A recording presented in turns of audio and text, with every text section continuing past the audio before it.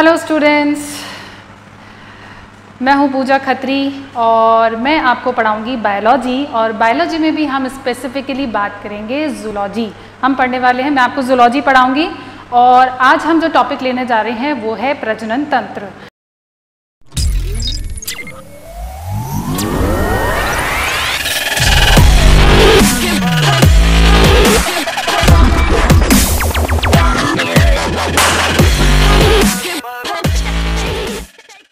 आज हम पढ़ने जा रहे हैं प्रजनन तंत्र।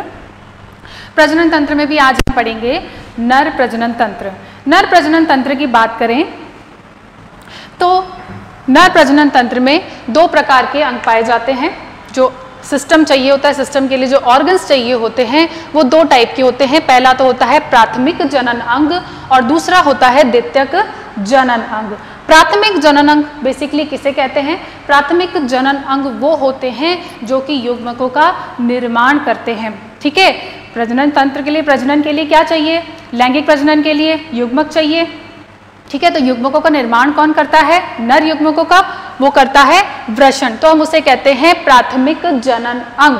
प्राथमिक जनन अंग क्या होते हैं, या फिर हम इन्हें मुख्य जनन अंग भी कह सकते हैं। वो क्या होते हैं? जो कि युग्मकों का, नर युग्मकों का निर्माण करते हैं। नर युग्मक कौन से होते हैं? आप बताइए। शुक्राणु। वेरी गुड, शुक्राणु होते हैं। और ये इसका निर्माण किसके द्वारा किया जाता है?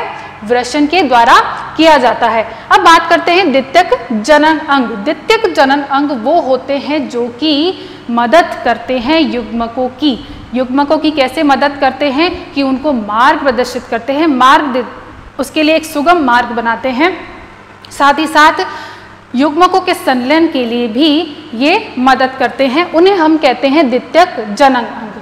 तो जो मेन जनन अंग वो है जो कि युग्मकों का निर्माण करते हैं। द्वितीयक जनन अंग यानी कि सेकेंडरी सेक्स ऑर्गन जो होते हैं वो कौन से होते हैं?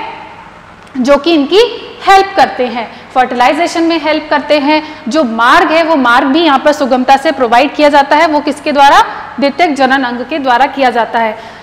प्राथमिक जनन अंग में तो हमने कहा वृषण आता है। द्वितीयक जनन अंग में आते हैं अधिवृषण, शुक्रवाहिनी, शिशन और साथ ही साथ कुछ सहायक जनन ग्रंथियां होती हैं। जैसे कि हम 4 ग्रंथियां पढ़ेंगे यहाँ पर, शुक्राशय, काउपर ग्रंथि, प्रोस्टेट ग्रंथि और रेक्टल ग्रंथि के बारे में पढ़ेंगे।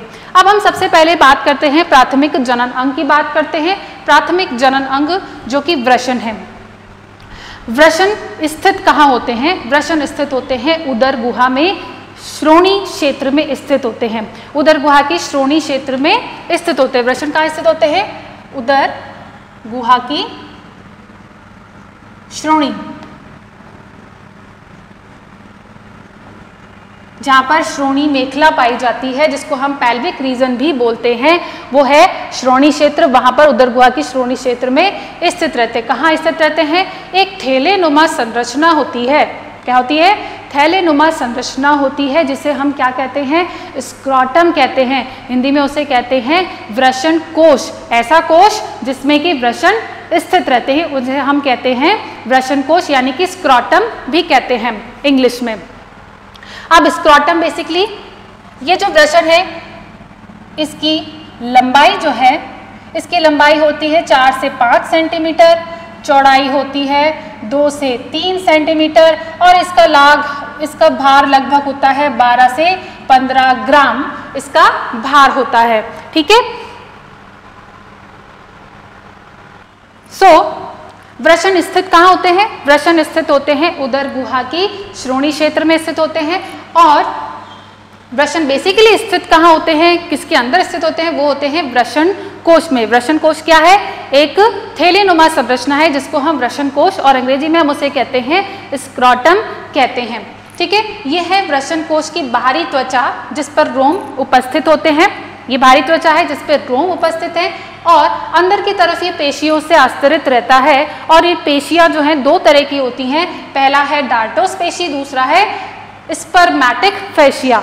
डार्टोस पेशी और स्पर्मैटिक फेशिया जो है ये स्क्रोटम यानी कि वृषण कोश के अंदर की तरफ आस्तरित रहती हैं।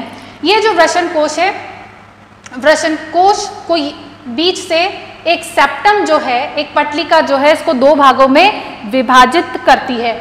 वृषण की हम जानते हैं कितने संख्या होती है? संख्या में ये एक जोड़ी होती है। संख्या में कितनी होती है? एक जोड़ी होती है, जो कि इस सेप्टम के, जो कि सेप्टम है जिसने वृषण कोश को 2 भागों में विभाजित किया है, प्रत्येक भाग में एक एक वृषण स्थित होता है। ठीक है, और साथ ही साथ अब ये जो वृषण कोश है, ये बेसिकली ये जो पूरा वृषण कोश है, ये कहाँ जाकर के किससे जुड़ा हुआ रहता है? ये उदर गुहा की दीवार से जुड़ा हुआ रहता है। अब ये वृषण यहाँ पर स्थित तो है, लेकिन अब इनको भी सेटल, इनको भी एक जगह व्यवस्थित रखने का काम कौन करता है? उनको व्यवस्थित रखने का काम करता है कुछ एक पेशियां होती हैं, जिसको हम कहते हैं क्रिमेस्टर पेशियां कहते हैं। ये क्रिमेस्टर पेशियां जो होती हैं वृषण से जुड़ी हुई रहती हैं, और साथ ही साथ वृषण से जुड़ी हुई होकर के आगे उदर गुहा की दीवार पर जुड़ी हुई रहती हैं। ठीक है, इनका बेसिकली काम क्या होता है, ये क्या करती हैं? देखिए, अब हमें ये देखते हैं कि वृषण कोश जो है इनके बाहर की तरफ ही, शरीर से बाहर ही क्यों स्थित होते हैं? उदर गुहा की शरीर से बाहर ये इसलिए स्थित होते हैं क्योंकि जो इनमें शुक्राणु युग्मक बनते हैं, उन शुक्राणुओं को कम टेम्परेचर की आवश्यकता होती है। कम टेम्परेचर, हमारे शरीर का टेम्परेचर कितना होता है? 36 से 37 के बीच में होता है हमारा टेम्परेचर, और इन शुक्राणुओं को कम टेम्परेचर की आवश्यकता होती है, इसीलिए ये उदर गुहा से बाहर इनकी व्यवस्था रहती है। अब बात करते हैं कि टेम्परेचर को मेंटेन करने के लिए, अब जब गर्मियां होती हैं तो क्या होता है? गर्मियों के दौरान टेम्परेचर क्या होता है? ज़्यादा हो जाता है।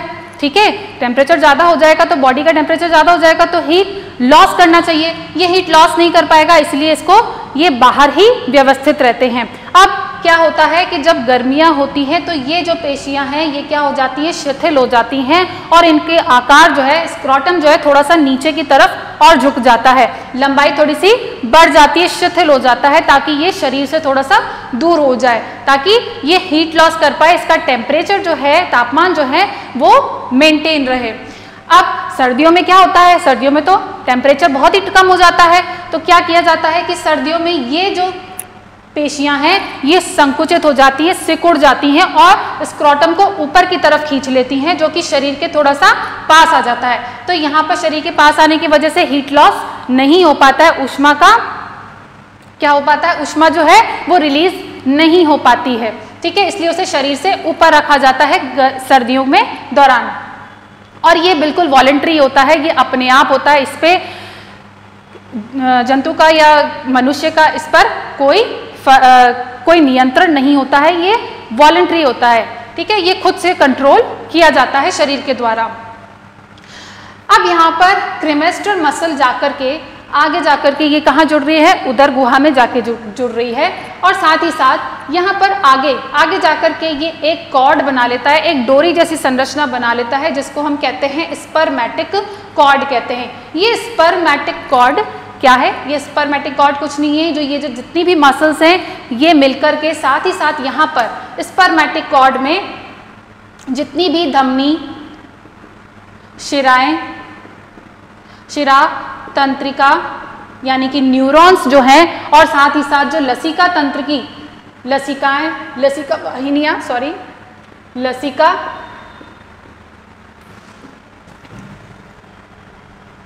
यहां लिख देते हैं हम, यहाँ स्पर्मेटिक कॉर्ड में क्या है? स्पर्मेटिक कॉर्ड में क्या स्थित है? धमनी, शिराएं, लसिका वाहिनियां, साथ ही साथ न्यूरॉन्स यहाँ पर व्यवस्थित होती हैं, जो कि मिलकर के क्या कहलाती हैं? Spermatic cord. एक डोरी की जैसा होता है, थोड़ा सा कड़क होता है, और ये कहाँ जुड़ा हुआ रहता है? ये उदर गुहा से जुड़ा हुआ रहता है क्रिमेस्टर मसल्स के साथ साथ। ठीक है, ये तो हो गई स्क्रोटम की बात। ठीक है, अब हम बात करते हैं कि इसका परिवर्धन किस प्रकार से होता है। इसका परिवर्धन जो होता है मीजोडर्मल होता है, यानी कि मीजोडर्म, 3 प्रकार की जर्म लेयर्स होती हैं। पहली लेयर कौन सी होती है? Ectoderm, mesoderm, endoderm. जो मीजोडर्म होती है वो इन प्रजनन तंत्र यानी कि वृषण का निर्माण करती है। अब बेसिकली होता क्या है? भ्रूण परिवर्धन के दौरान ये जो वृषण है, ये भ्रूण परिवर्धन के दौरान ये जो वृषण है ये स्क्रोटम यानी कि वृषण कोश में नहीं आते। अराउंड 7वें महीने के बाद ये जो वृषण है वृषण कोश में आकर के व्यवस्थित होते हैं, क्योंकि वृषण का जो निर्माण है वो कहाँ होता है, उदर गुहा में रहता है, और उदर गुहा में उसका निर्माण होता है, वहीं रहता है। ठीक है, जब तक कि पूरे भ्रूण का विकास नहीं हो जाता। 7वें महीने के बाद क्या होता है, ये वृषण जो है ये कहाँ आ जाते हैं, स्क्रोटम में आ जाते हैं। अगर किसी कारणवश ये स्क्रोटम में नहीं आ पाए, अगर ये किसी कारणवश स्क्रोटम में नहीं आ पाए तो क्या होगा, स्क्रोटम में नहीं आ पाएंगे तो क्या होगा कि वो स्पर्म का निर्माण नहीं कर पाएगा, है ना, स्टेराइल हो जाएगा। क्या किया जाता है, अगर वृषण अगर स्क्रोटम में नहीं आ पाते हैं तो हम उसे कहते हैं छुपे हुए वृषण, उसे हम कहते हैं छुपे हुए वृषण कहते हैं, और इंग्लिश में से हम कहते हैं क्रिप्टो आर्किडिज्म। छुपे हुए वृषण का मतलब है कि अगर वृषण कोश में नहीं आ पाए, अगर वृषण कोश में नहीं आ पाए तो उस स्थिति को हम क्या कहते हैं, छुपे हुए वृषण, या फिर अंग्रेजी में हम उसे कहेंगे क्रिप्टो आर्किडिज्म कहते हैं। अब क्या किया जाता है, अगर नहीं आ पाते हैं तो 1.5 साल के अंदर अंदर, अगर खुद बच्चा जब पैदा हो जाता है और अगर 1.5 साल के अंदर अंदर ये अगर वृषण तब भी नहीं आ पाए तो क्या किया जाता है, उसको शल्य चिकित्सा के द्वारा उसको लाया जाता है। कहाँ, वृषण कोश में। शल्य चिकित्सा के द्वारा कहाँ लाया जाता है, वृषण कोश में लाया जाता है। ठीक है,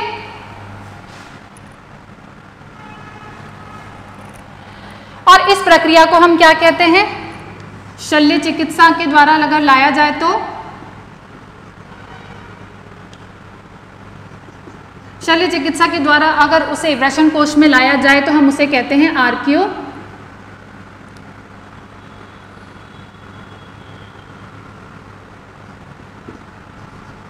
आर्कियोपेक्सी कहा जाता है। आर्कियोपेक्सी उसे कहा जाता है।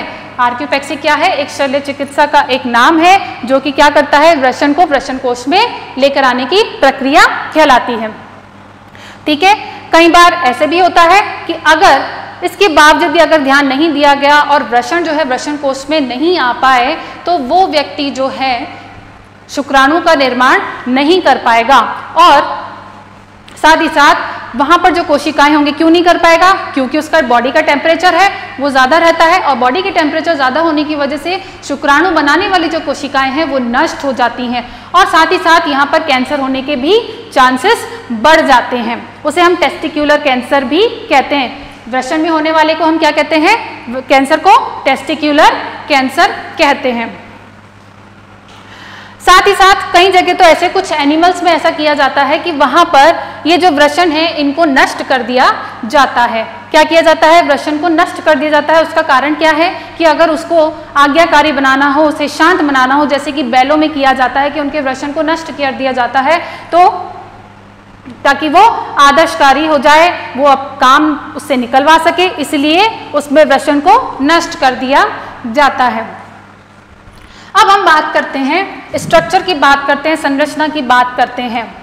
ठीक है, वृषण की संरचना है। अगर वृषण को हम ऐसे काटें, ऐसे सजाइटल, उसको सेजिटल इस तरह से काटा जाए तो हमें कैसे दिखेगा, उसको बीच से काट दें, ये पूरा एक वृषण है, अगर उसको बीच से काटें तो वो कैसा दिखेगा, कुछ ऐसा स्ट्रक्चर, ये हिस्सा हमको दिखेगा। तो ये हिस्सा हमने यहाँ पर बनाया है, ड्रॉ किया है। अब जो वृषण है, वृषण की आंतरिक संरचना हम देखने जा रहे हैं। सबसे पहले बात करते हैं कि जो वृषण की जो सबसे बाहरी जो लेयर होती है, बाहरी जो स्तर होता है, उसको हम क्या कहते हैं, उसको हम कहते हैं ट्यूनिका विजिनाइलिस कहते हैं। क्या कहते हैं, ट्यूनिका विजिनाइलिस कहा जाता है। ये ट्यूनिका विजिनाइलिस जो है वो 2 लेयर्स की बनी हुई रहती है। इसको हम यहां से मिटा देते हैं।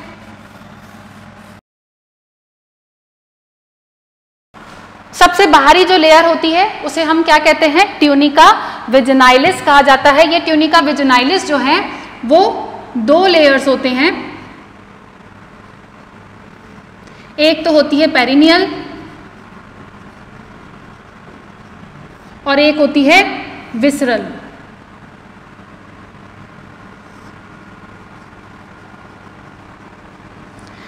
सबसे बाहरी वाली जो होती है वो होती है पेरिनियल होती है। पेरिनियल ये होती है जो उदर गुहा की दीवार के साथ की तरफ होती है, उसे हम कहते हैं पेरिनियल कहते हैं। और जो विसरल होती है वो जस्ट जो वृषण के आंतरिक भाग की तरफ होती है, हम उसे क्या कहते हैं, विसरल ट्यूनिका विजिनाइलिस कहते हैं। ठीक है, ये नाम आपको ऐसे ही याद करने पड़ेंगे बच्चों। इनके नाम अगर हिंदी में नहीं है, आपकी किताब में भी नहीं होंगे, राजस्थान बोर्ड की किताब में, तो इनके नाम हमको ऐसे ही याद करने चाहिए, क्योंकि ये वैसे भी अगर इसका हिंदी में कोई नाम देखे जाए तो ये बहुत ही टफ हो जाएगा। ये याद आपको ऐसे ही करने हैं, 2-4 बार इसको रिपीट करोगे, बोलोगे तो ये वैसे ही मुंह पे बैठ जाएगा, ट्यूनिका विजिनाइलिस। ठीक है, अब इसके बाद एक और लेयर होती है सबसे अंदर, ये तो है पहली लेयर। दूसरी लेयर होती है अंदर की तरफ, वो कौन सी होती है, एल्ब्यूजिनियम। मैंने इसको शॉर्ट में लिखा है ट्यूनिका एल्ब्यूजिनियम जिसे कहा जाता है। ये ट्यूनिका एल्ब्यूजिनियम जो है, ये ब्लैक कलर से मैंने जो बनाया हुआ है, दिस इज जस्ट ब्लू वाली लाइन जो है वो क्या है, ट्यूनिका विजिनाइलिस है। ट्यूनिका विजिनाइलिस की बात करें तो ये जो बीच का खाली स्थान देख रहे हैं, ये गुहा है, ये यहाँ पर गुहा प्रेजेंट होती है इन दो लेयर्स के बीच में। इसके जस्ट बात होती है ट्यूनिका एल्ब्यूजिनियम होती है। ये ट्यूनिका एल्ब्यूजिनियम जो है ये कैसी होती है, श्वेत सघन संयोजी उत्तक की बनी होती है।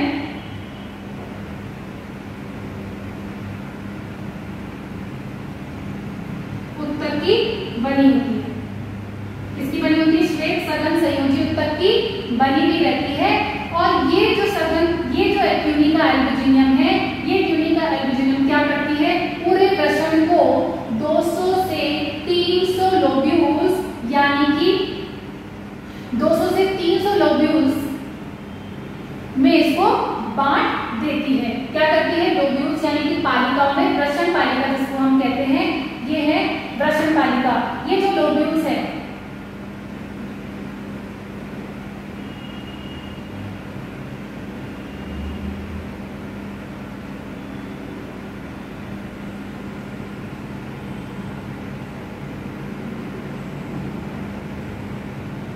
ये जो लोब्यूल्स है यानी कि वृषण पालिका, एल्ब्यूजिनियम क्या करती है, पूरे वृषण को 200 से 300 वृषण पालिकाओं में इसको डिवाइड कर देती है, जिसे हम कहते हैं वृषण पालिका कहते हैं। क्या करती है, एल्ब्यूजिनियम 200 से 300 पालिकाओं में इसको डिवाइड कर देती है। अब हम बात करते हैं तीसरी वैस्कुलोसा की बात करते हैं, ट्यूनिका वैस्कुलोसा। तीसरे नंबर की जो लेयर है ट्यूनिका वैस्कुलोसा। ट्यूनिका वैस्कुलोसा क्या होती है, ये जो ग्रीन कलर से मैंने डॉटेड बनाई है सब जगह से, ये सबसे आंतरिक लेयर होती है। ये जो लेयर होती है ये होती है ब्लड वेसल की बनी हुई रहती है। ये जो लेयर होती है किसकी बनी हुई रहती है, ब्लड लेयर्स की बनी होती है, रक्त वाहिनियों की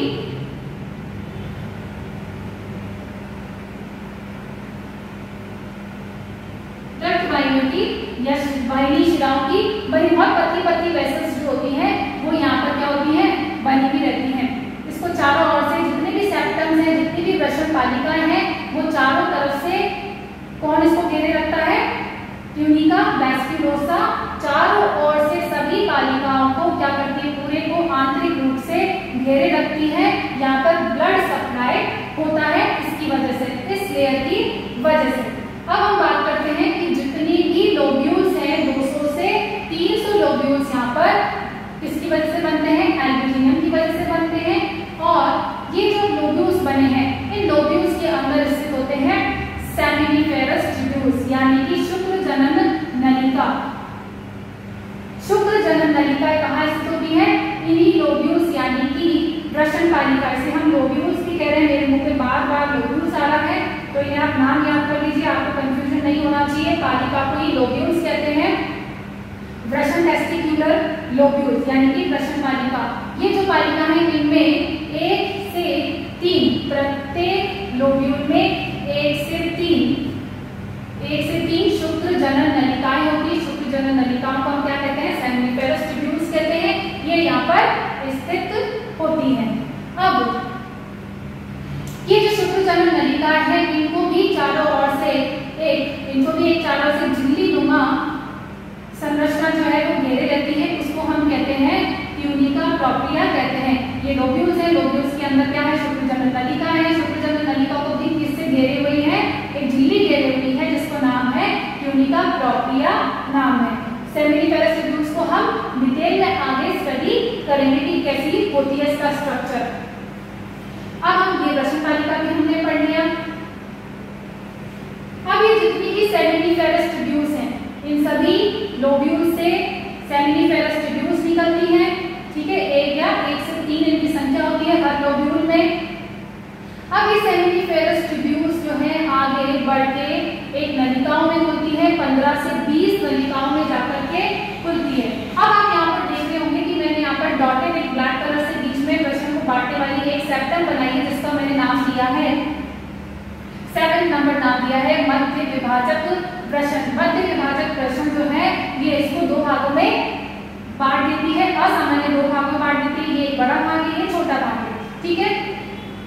ये इसको 2 भागों में विभाजित कर देती है, जिसे क्या कहते हैं, मध्य विभाजक वृषण कहते हैं। ये मध्य विभाजक वृषण जो है यहाँ से ये जितनी भी सेमिनिफेरस ट्यूब्यूल्स है अंदर जाकर के ये कहाँ मिल रही है, ये मिल रही है यहाँ पर एक खूब सारी जितनी भी ये लोब्यूल से सेमिनिफेरस ट्यूब्यूल शुक्र जनन नलिकाएं यहाँ जा रही है, और यहाँ पर 15 से 20 नलिकाएं ये मिलकर के इकट्ठी हो रही है। ये सारी इकट्ठी हो रही है, ये हमने ऐसे काटा है इसलिए हम यहाँ पर नलिकाएं नहीं बना रहे हैं, ये जाल सा बना लेती है जिसको हम कहते हैं वृषण जालिका कहते हैं। इसे हम क्या कहते हैं, वृषण जालिका कहते हैं।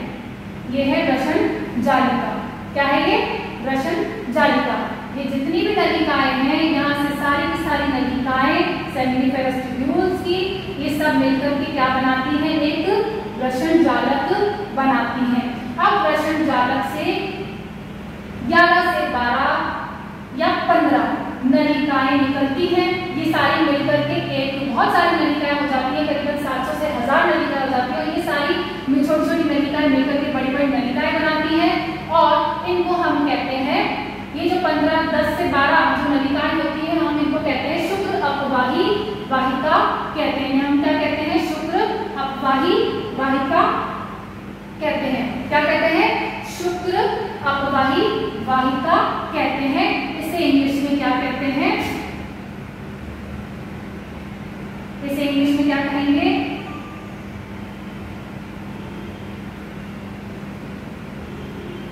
एफ्रेंशिया।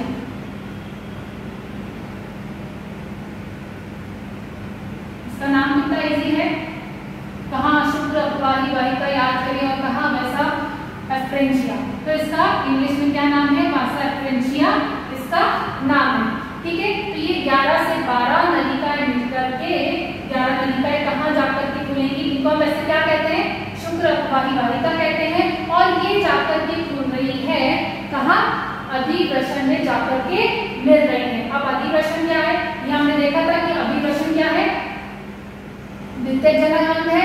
ये पूरा का पूरा क्या है, अधिवृषण है, ठीक है। ये पूरा अधिवृषण है, यहाँ से लेके यहाँ तक ये पूरा का पूरा क्या है, अधिवृषण है, ठीक है। ये कहाँ जाके खुल रही है, अधिवृषण में जाके खुल रही है। अब अधिवृषण जो है ये काफी कुंडलित संरचना है, काफी कुंडलित संरचना है। इसका काम क्या रहता है अधिवृषण का,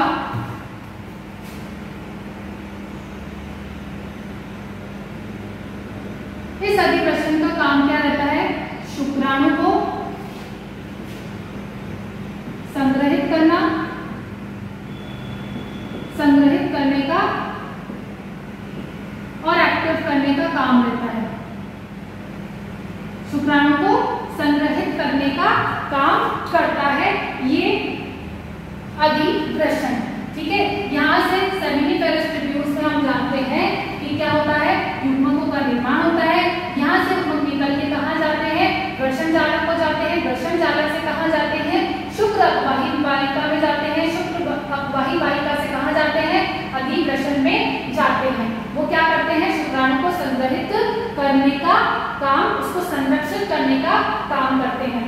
ठीक है, अब ये अधिवृषण है ये काफी कुंडलित संरचना की नलिका होती है जो कि शीर्ष से लेकर के लास्ट तक रहती है। अब इसको हमने 3 भागों में विभाजित कर दिया। ऊपर वाला हिस्सा जो शीर्ष पर है उसे हमने कह दिया शीर्ष अधिवृषण कह दिया। मध्य वाले भाग को हमने क्या कह दिया, मध्य अधिवृषण कह दिया। और तीसरा सबसे लास्ट जो कि सबसे टेल पार्ट है यानी कि पुच्छ, उसको हमने कह दिया पुच्छीय अधिवृषण कह दिया। ठीक है, शीर्ष, मध्य और पुच्छीय अधिवृषण। अब क्या होता है कि ये अधिवृषण से जो कुंडलित नलिका है ये नलिका अधिवृषण से निकल करके बाहर निकल करके कहाँ को जाती है, बाहर निकल के ऊपर से होती हुई पूरा कवर करती हुई कहाँ जाती है, मूत्र नलिका को जाती है। कहाँ जाती है, ये मूत्र नलिका की तरफ जाती है। और इस नलिका को जो कि अधिवृषण से निकल रही है उसे हमने क्या कहा है, उसे हमने कहा है शुक्रवाहिनी कहा है। इसे मिटा देती हूँ, आपकी बुक में लिखा हुआ है इसे हम क्या कहते हैं, शुक्रवाहिनी कहते हैं। वासा डिफरेंस भी कहा जाता है इसे इंग्लिश में। ठीक है, तो यह है शुक्रवाहिनी। अब शुक्रवाहिनी से क्या हो रहा है, मूत्र नलिका कहाँ जा रही है, शुक्रवाहिनी जो है ये काफी आगे उदर गुहा से होते हुए ये कहाँ जा रही है, उदर गुहा से होते हुए मूत्र नलिका की ओर जाती है, मूत्र नलिका को जाती है। अब ये मूत्र नलिका से कहाँ जाती है, ये मूत्र नलिका से यहाँ जा रही है। ये देखिए ये क्या है, शुक्रवाहिनी है। शुक्रवाहिनी जो है ये पूरी जाती हुई कहाँ कुंडलित हो जाती है, मूत्र नलिका पर जाकर के कुंडलित हो जाती है। कहाँ हो जाती है, मूत्र नलिका पर जाकर के क्या हो जाती है, कुंडलित हो जाती है।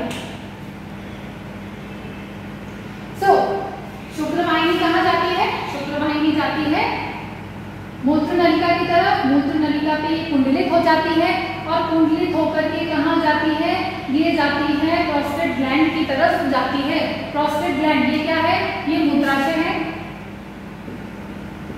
मूत्राशय के जस्ट नीचे ही ये क्या है, प्रोस्टेट ग्लैंड है। और इस प्रोस्टेट ग्लैंड की नलिकाओं के साथ ही जाकर के क्या हो जाती है, मिल जाती है। ये है मूत्र नलिका से होते हुए कहाँ जा रही है, देखिए कहाँ जा रही है, ये जा रही है प्रोस्टेट ग्लैंड की तरफ जा रही है। अब ये जब प्रोस्टेट ग्लैंड की तरफ जाती है तो प्रोस्टेट ग्लैंड की तरफ जाती है तो ये प्रोस्टेट ग्लैंड भी जाकर के खुलती है, तो हम उसे कहते हैं, उस नलिका को कहते हैं स्खलन नलिका कहते हैं, यानी कि एजैक्युलेटरी ट्यूब्यूल कहा जाता है। स्खलन नलिका कि यहीं से जो वीर्य है यानी कि जो सीमेन है स्पर्म लेकर के यहाँ आता है, यहाँ पे इसको यहाँ से ट्रैवल करता हुआ जाता है, इसलिए इसे क्या कहते हैं, स्खलन नलिका कहते हैं। ठीक है, अब स्खलन नलिका कहाँ जाके खुल रही है, संयुक्त रूप से किसके साथ जुड़ी हुई है, ये प्रोस्टेट नलिका के साथ। ये प्रोस्टेट नलिका है और प्रोस्टेट नलिका के साथ ही जुड़ा हुआ है मूत्र नलिका। ये आप देख रहे हैं ये खुल रहा है यूरेथ्रा, ये यहाँ पर जाकर के इसी के साथ जाकर के संयुक्त रूप से खुलती है स्खलन नलिका। साथ ही साथ कौन सी वाली नलिका, प्रोस्टेट वाली नलिका, ये दोनों संयुक्त रूप से कहाँ खुलती है, यूरेथ्रा में जाकर के खुलती है। ठीक है, अब हम बात करते हैं कि एक टर्म आती है नसबंदी, आपने नाम सुना होगा, इसे हम कहते हैं वैसोएक्टोमी। ये क्या है, वैसोएक्टोमी क्या है कि यहाँ पर वैसोएक्टोमी नसबंदी आपने नाम सुना ही होगा कि क्या होता है, पुरुषों में ही होता है नसबंदी। और ये क्या किया जाता है कि जो शुक्रवाहिनी है इसको काट के बांध दिया जाता है, गिठान बांध दी जाती है। ठीक है, उस प्रोसेस को हम क्या कहते हैं, वैसोएक्टोमी कहते हैं। और ये इसे हम क्या कहेंगे, वैसोएक्टोमी कहते हैं। पुरुषों में किया जाता है और इससे होता क्या है कि जो स्पर्म बन के आते हैं यानी कि जो शुक्राणु बन के आते हैं वो कहाँ, यहाँ तक नहीं पहुंच पाते हैं, इसको यहीं पर ही रोक करके यहीं पर ही काट के इसको गिठान बांध दिया जाता है। ये खुली पड़ जाती है और इसी को काट करके इसको एक नॉट बांध दिया जाता है और इस प्रोसेस को हम क्या कहते हैं, नसबंदी या फिर वैसोएक्टोमी कहा जाता है। ठीक है। अब हम बात करेंगे द्वितीयक जनन अंग की बात करेंगे। द्वितीयक जनन अंग से पहले हम इसको थोड़ा सा देख लेते हैं कि